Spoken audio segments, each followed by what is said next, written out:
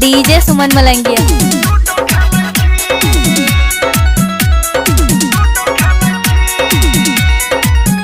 अभी आप सुन रहे हैं सुमन मलंगिया एंटरटेनमेंट के माध्यम से।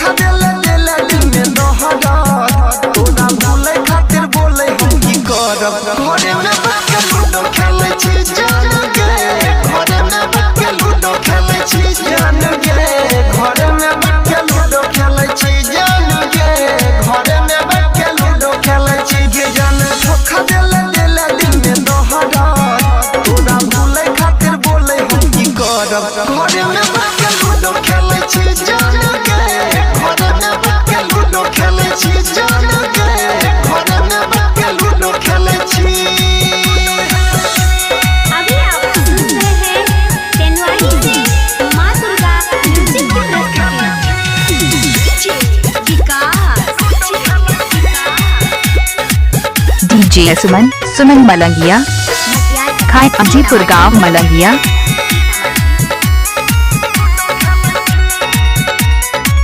पहले हंसेला फिर कनेला पिया छियो अब दारूगे। सुमन मलंगिया हमरा छोड़ के दोसरा के तू बन गेला में हरा दूगे। जब से छोड़ल पागल के न करई छी कोनो काम नहीं काज करई छी। घरे में बैठ लूडो खेलै छी जान के। घरे में बैठ लूडो खेलै छी जान के। घरे में बैठ लूडो खेलै छी। डीजे सुमन मलंगिया मधुबनी। डीजे सुमन खाए अजीपुर गांव मलंगिया।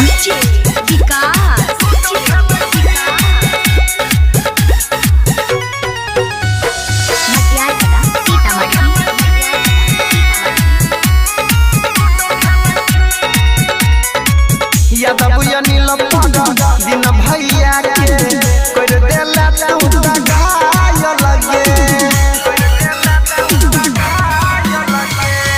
प्यार में धोखा दके हमरा छनका बैठा पायल लगे। दिन रात तोरे याद करही छी दिल के दर्द सुभा से कहै छी। घरे में बैठ लूडो खेलै छी जान के। घरे में बैठ लूडो खेलै छी जान के।